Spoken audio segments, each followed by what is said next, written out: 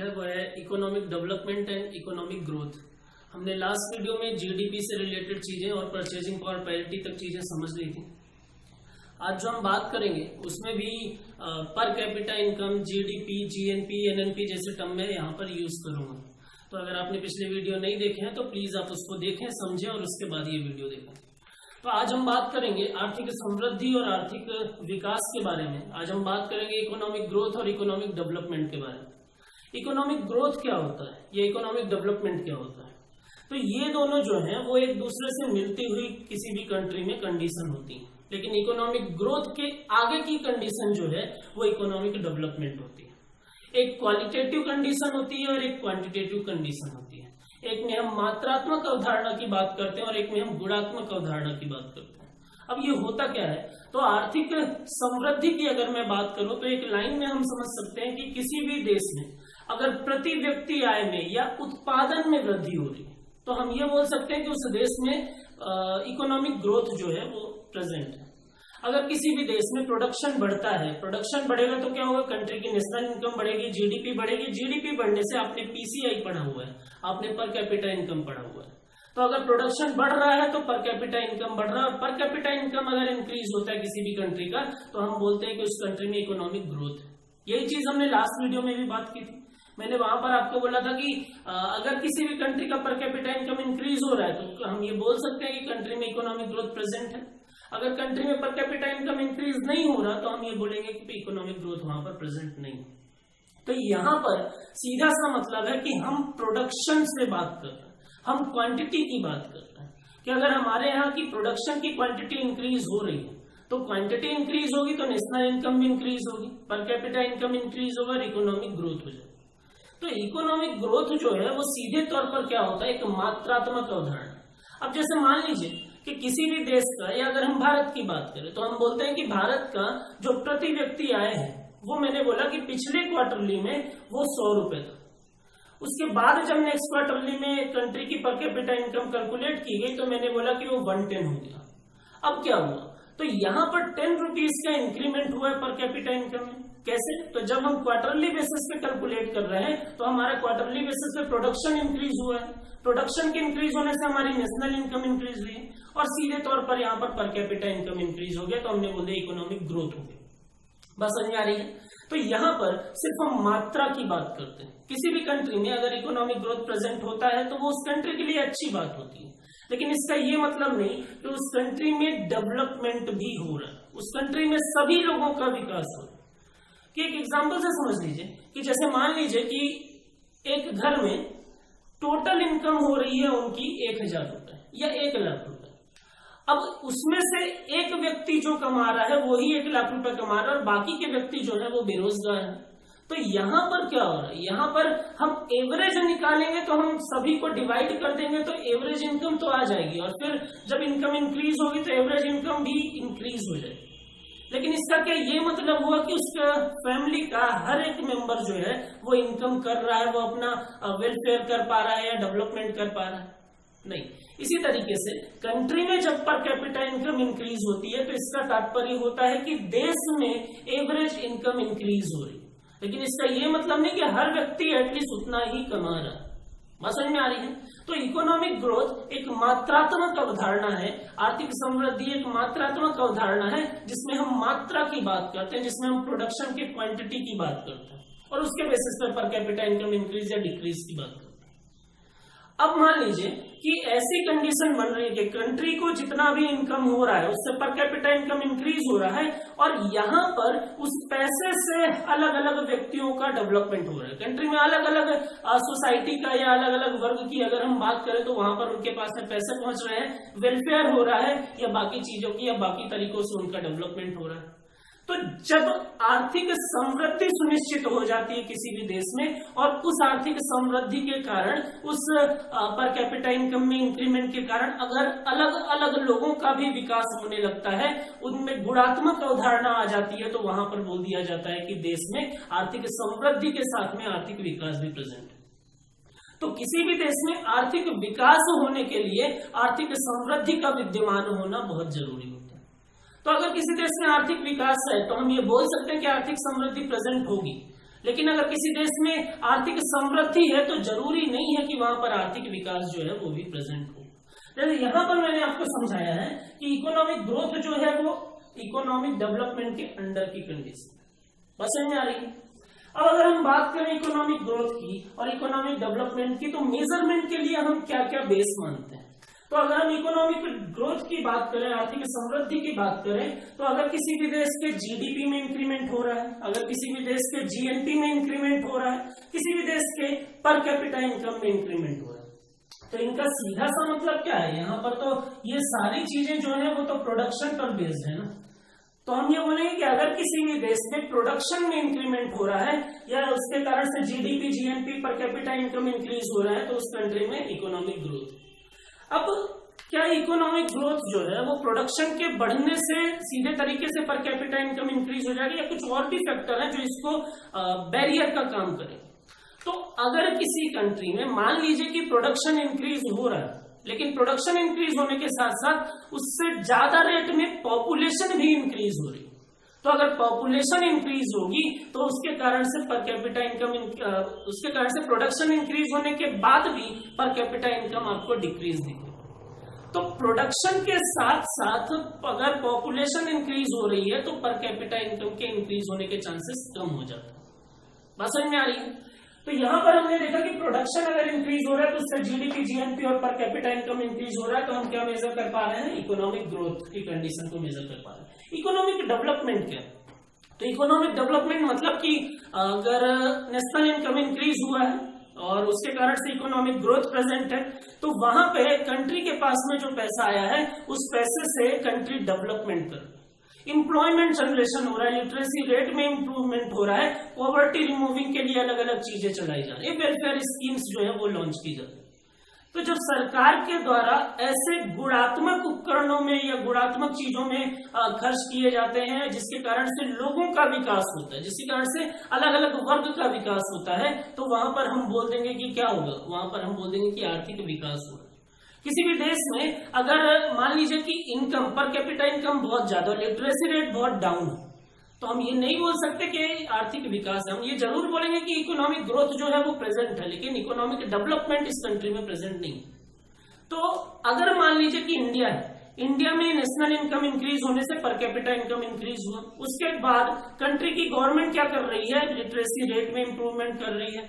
Government जैसे अभी present की बात करूं तो प्रेजेंट में जो प्रवासी मजदूर थे, जो अशिक्षित वर्ग था, तो उनके विकास के उद्देश्य से यूपी गवर्नमेंट ने अभी एक स्कीम लॉन्च की है जिससे उनके जो छोटे प्रवासी मजदूर के बच्चे हैं उनको क्या किया जाएगा, एजुकेशन प्रोवाइड किया जाएगा। तो यहां पर क्या हो रहा है, गवर्नमेंट जो है वो लिटरेसी को बढ़ाने की, लिटरेसी रेट को बढ़ाने की कोशिश कर रही है, तो वो गुणात्मक कार्य में पैसा जो है वो खर्च कर रही है जिससे विकास हो रहा है।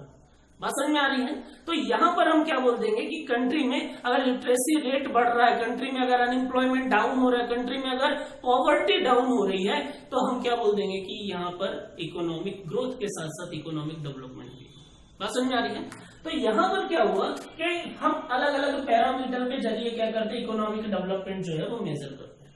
जैसे वर्ल्ड लेवल पर इकोनॉमिक डेवलपमेंट को मेजर करने के लिए अलग अलग इंडेक्स भी बनाए गए कि वर्ल्ड ह्यूमन डेवलपमेंट इंडेक्स बनाया गया है या SDI बनाया गया है, जिससे क्या किया जाता है कि ये देखा जाता है कि अलग अलग देश में कितना विकास हुआ है, ग्रोथ कितना हुआ वो तो प्रोडक्शन के इंप्रूवमेंट से समझ में आ रहा है, लेकिन क्वालिटी बेसिस पर कितना डेवलपमेंट हुआ है उसके लिए क्या किया गया, उसके लिए देखा जाता है कि कितना विकास हुआ है, तो हमने SDI बना दिया। बात समझ में आ रही है। दूसरा हमने ये देखा कि हैप्पी इंडेक्स बनाया। हम ये देखते हैं कि अलग अलग देश में लोग कितना खुश हैं। हम ये देखते हैं कि भारत में जो लोग हैं, हम ये देखते हैं कि USA में जो है, कनाडा में जो है, अलग अलग कंट्री में जो लोग हैं वो कितना खुश हैं। तो उनके लिए क्या किया गया, उनका विकास होगा तो वो ज्यादा खुश होंगे, उनमें अगर शिक्षा होगी तो ज्यादा खुश होंगे, स्वास्थ्य से रिलेटेड अगर चीजें होंगी तो ज्यादा खुश होंगे, वेलफेयर से रिलेटेड चीजें होंगी तो ज्यादा खुश होंगे। तो अलग अलग पैरामीटर के बेसिस पर हम क्या करते हैं, हम हैप्पीनेस इंडेक्स की बात करते हैं। और हैप्पीनेस इंडेक्स के जरिए भी हम ये देखते हैं कि कितना लोग जो है वो किसी भी देश में कितना खुश है, इसके जरिए भी हम डेवलपमेंट की बात करते हैं। थर्ड बोल रहे ग्लोबल हंगर इंडेक्स। कि किसी भी देश में भुखमरी जो है वो जितनी ज्यादा होगी, उसका सीधा सा मतलब है, किसी भी देश में जो भुखमरी है वो जितनी ज्यादा होगी, उसका सीधा सा मतलब है कि उस कंट्री में जो डेवलपमेंट है वो नहीं हुआ। तो भुखमरी जो है या जो लोगों को खाने के लिए भोजन नहीं मिल पा रहा है, तो इसके लिए जो इंडेक्स बनाया गया उसके जरिए भी हम क्या करते हैं, हम इकोनॉमिक डेवलपमेंट के कैलकुलेशन करते हैं या मेजरमेंट करते हैं। लिटरेसी रेट को देखते हैं कि शिक्षा का स्तर कितना है, या कि शिक्षा जो शिक्षित वर्ग जो है वो कितना है। हम स्वास्थ्य से रिलेटेड चीजों को देखते हैं, हम वेलफेयर से रिलेटेड चीजों को देखते हैं, अनएम्प्लॉयमेंट देखते हैं कि डाउन हो रहा है या नहीं हो रहा है। तो इस तरीके से अलग अलग पैरामीटर के बेस पर हम क्या करते हैं, इकोनॉमिक डेवलपमेंट की बात करते हैं। तो दोनों में बेसिक डिफरेंस क्या है? इकोनॉमिक ग्रोथ जो है वो ये बोलता है कि कंट्री का पर कैपिटा इनकम इंक्रीज होगा तो कंट्री में इकोनॉमिक ग्रोथ होगा। लेकिन अगर पर कैपिटा इनकम में इंक्रीमेंट के साथ साथ लोगों के लिविंग स्टैंडर्ड में भी इंक्रीमेंट होता है, तब हम बोलते हैं कि इकोनॉमिक ग्रोथ के साथ साथ कंट्री में इकोनॉमिक डेवलपमेंट भी प्रेजेंट है। क्लियर है? हमारा अगला जो टॉपिक है वो है सेक्टर ऑफ प्रोडक्शन, कि उत्पादन के क्या क्या क्षेत्र हैं। तो उत्पादन के क्षेत्रों की अगर बात करें या प्रोडक्शन के सेक्टर की अगर बात करें तो उनको मेनली 3 अलग अलग पार्ट में डिवाइड किया गया, प्राइमरी सेक्टर, सेकेंडरी सेक्टर और टर्सरी सेक्टर। अब ये प्राइमरी सेक्टर या प्राथमिक क्षेत्र, सेकेंडरी सेक्टर या टर्सरी सेक्टर, ये होते क्या? तो एक एक करके हम इनकी बात करेंगे। तो ये समझ लीजिए कि प्राकृतिक संसाधनों का या नेचुरल रिसोर्सेज जो भी है, अगर हम नेचुरल रिसोर्सेज का यूज करके और प्रोडक्शन करते हैं, तो जो भी प्रोडक्ट का हम प्रोडक्शन कर रहे हैं वो प्रोडक्ट हमारा प्राइमरी गुड्स कहलाता है। बात समझ में आ रही है? और जिस सेक्टर में हम प्रोडक्शन कर रहे हैं वो सेक्टर हमारा प्राइमरी सेक्टर कहलाता है। अब बात आती है नेचुरल रिसोर्सेज का यूज करके हमने क्या प्रोडक्शन कर लिया। तो जैसे मान लीजिए कि हमने क्या किया, हमने लैंड से हमने माइनिंग की और हमने कोल निकाला। तो जो कोल निकला है वो क्या हो रहा है, वो हमारा प्राइमरी गुड्स है। लैंड जो है वो क्या है, वो हमारा नेचुरल रिसोर्सेज है। और किस सेक्टर से हमने प्राइमरी गुड्स जो है, जो कोल है हमारा, उसको हमने प्राप्त किया है, तो हमने माइनिंग से किया है। तो यहाँ पर क्या हो रहा है, यहाँ पर कोल जो है वो प्राइमरी गुड्स हो जाता है और माइनिंग सेक्टर जो है वो प्राइमरी सेक्टर हो जाता है। हमने लैंड का यूज किया, हमने वाटर का यूज किया, हमने क्या किया, हमने गेहूं का प्रोडक्शन किया, हमने राइस का प्रोडक्शन किया। तो यहाँ पर क्या हुआ, हमने जो भी कृषि उत्पाद का उत्पादन किया है, वो हमने जो भी एग्रीकल्चर प्रोडक्ट का प्रोडक्शन किया है वो हमारे प्राइमरी गुड्स हो रहे हैं। हमने शुगर केन का प्रोडक्शन किया, तो ये सब हमारे क्या हो गए, ये सब हमारे प्राइमरी गुड्स हो गए। अब प्राइमरी गुड्स का प्रोडक्शन हुआ कहाँ, इन सब का प्रोडक्शन क्या हुआ, तो हमने इन सब का प्रोडक्शन खेती में किया, एग्रीकल्चर में किया। तो जो एग्रीकल्चर सेक्टर हुआ वो क्या हो गया, वो हमारा प्राथमिक क्षेत्र हो गया। बात समझ में आ रही है? अब बात आती है द्वितीयक क्षेत्र क्या होता है। तो द्वितीयक क्षेत्र में मुख्यतः हम क्या रखते हैं, हम विनिर्मित वस्तुओं को रखते हैं, हम मैन्युफैक्चर्ड आइटम को रखते हैं। कि जो प्राइमरी प्रोडक्ट हैं, जब हम उनका use as a raw material करते हैं और रॉ मटेरियल करने के बाद में हम उससे एक मैन्युफैक्चर्ड आइटम डेवलप करते हैं, तो वो जो मैन्युफैक्चर्ड आइटम डेवलप होता है उसको हम सेकेंडरी गुड्स बोल देते हैं। अब चूंकि मैन्युफैक्चर्ड आइटम कहाँ डेवलप हो रहा है, इंडस्ट्री में, तो इंडस्ट्री सेक्टर हमारा क्या हो गया, सेकेंडरी सेक्टर हो गया। बात समझ में आ रही है? सेकेंड थिंग होता है कि अगर मान लीजिए कि हमने शुगर केन हमारा प्राइमरी गुड्स है। अब शुगर केन का यूज करके हमने क्या किया, जो शुगर मिल है वहां पर हमने क्या किया, शुगर का प्रोडक्शन किया। तो sugar cane as a raw material use करके उससे क्या बनाया, हमने शुगर बनाया, मैन्युफैक्चर्ड आइटम बनाया। सॉरी, हमने दूसरे किसी कॉटन का यूज किया, कॉटन का यूज करने के बाद हमने क्या बनाया, क्लॉथ्स बना दिए। तो कॉटन हमारा प्राइमरी गुड्स था, हमने उसका use as a raw material करके मैन्युफैक्चर्ड आइटम के फॉर्म में, सेकेंडरी गुड्स के फॉर्म में क्या डेवलप किया, क्लॉथ्स डेवलप, कपड़े बनाए। तो कपड़े जो हो गए वो हमारी द्वितीयक वस्तु हो गई, सेकेंडरी गुड्स हो गई। और प्रोडक्शन कहाँ हुआ, तो इंडस्ट्री में हुआ, उद्योग में हुआ, तो इंडस्ट्री सेक्टर हमारा सेकेंडरी सेक्टर हो। क्लियर है? थर्ड पार्ट की अगर बात करूं, टर्सरी सेक्टर की अगर बात करूं, तो जो सर्विसेज होती हैं सीधे तौर पर हम उनको क्या बोल देते हैं कि ये टर्सरी गुड्स हैं। जो भी सेवाएं होती है, मैं आपको पढ़ा रहा हूं, ट्रांसपोर्टेशन या जो कुछ भी आप जानते हैं, टेलीकम्युनिकेशन, तो जितनी भी सेवाएं हैं वो सीधे तौर पर टर्सरी गुड्स कहलाती हैं। और जहां से भी हमको क्या मिलता है, सेवाएं प्रदान की जा रही हैं, वो सेक्टर हमको क्या हो जाता है, हम बोल देते हैं कि टर्सरी सेक्टर है। कि इंस्टीट्यूशन, टेलीकम्युनिकेशन, मेडिकल, इंश्योरेंस या बैंकिंग या बाकी के सेक्टर। तो ऐसे सेक्टर जहां से हमको सर्विस प्रोवाइड की जा रही है वो सभी सेक्टर क्या हो जाते हैं, वो सारे के सारे सेक्टर जो है वो टर्सरी सेक्टर कहलाते हैं। क्लियर? अब देखिए, जैसे मान लीजिए प्राइमरी सेक्टर की बात की तो हमने क्या किया, हमने लैंड का यूज किया, हमने वाटर का यूज किया, नेचुरल रिसोर्सेज है, और यहाँ पर यूज करने के बाद हमने किसका प्रोडक्शन किया, राइस का प्रोडक्शन किया, हमने किसका प्रोडक्शन किया, कॉटन का प्रोडक्शन किया। तो ये जो प्रोडक्शन हुआ है ये क्या हुआ, ये हमारा हो गया, ये जो प्रोडक्शन हुआ है ये क्या हुआ, तो ये हमारा हो गया प्राइमरी गुड्स। बात समझ में आ रही है? और जिस सेक्टर में इनका प्रोडक्शन हुआ है वो सेक्टर हमारा क्या हो गया, एग्रीकल्चर की अगर बात करें तो एग्रीकल्चर हो गया हमारा प्राइमरी सेक्टर।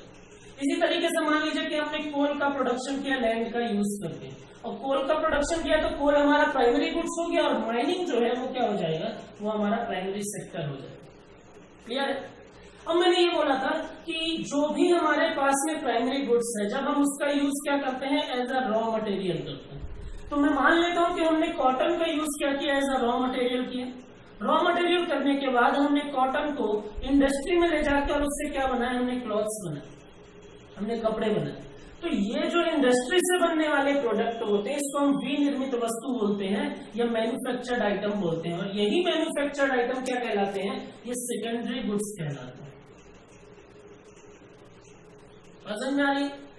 और जिस सेक्टर में इनका प्रोडक्शन होता है तो वो सेक्टर कहलाता है क्या, वो सेक्टर कहलाता है सेकेंडरी सेक्टर। तो यहाँ पर जो कपड़े बने हैं वो द्वितीयक वस्तु हो गई, और क्योंकि जो उद्योग है, जो टेक्सटाइल इंडस्ट्री है वो क्या हो जाएगा, वो सेकेंडरी सेक्टर हो जाएगा। क्लियर है? टर्सरी सेक्टर की जब हम बात करते हैं तो टर्सरी सेक्टर में सीधे तौर पर हम क्या बोल देते हैं कि सर्विसेज जो भी हैं वो क्या हो जाएंगी, वो टर्सरी गुड्स हो जाएंगी। सर्विसेज जो भी है वो सीधे तौर पर क्या हो जाएगी, टर्सरी गुड्स हो जाएगी, और जिस भी सेक्टर से सर्विस का प्रोडक्शन हो रहा है वो क्या हो जाएंगे, टर्सरी सेक्टर हो जाएंगे। तो जैसे मान लीजिए कि टेली कम्युनिकेशन, जैसे मान लीजिए कि एजुकेशन सेक्टर, जैसे मान लीजिए कि इंश्योरेंस है, बैंकिंग है, तो यहां से हमको जो सर्विस प्रोवाइड की जा रही है वो सारी की सारी सर्विस जो है वो क्या हो रही है, वो टर्सरी गुड्स है। बात समझ में आ रही है? और ये जो सेक्टर है इनको हम क्या बोल देंगे, इनको हम बोल देंगे टर्शियरी सेक्टर या तृतीयक क्षेत्र। तो उत्पादन के क्षेत्रों को मुख्यतः इन तीनों भाग में वर्गीकृत किया गया, प्राथमिक क्षेत्र, द्वितीयक क्षेत्र और तृतीयक क्षेत्र। आई होप कि आपको चीजें जो है वो समझ में आ गई होंगी। वीडियो लाइक करें, सब्सक्राइब करें और ज्यादा से ज्यादा लोगों तक शेयर करें।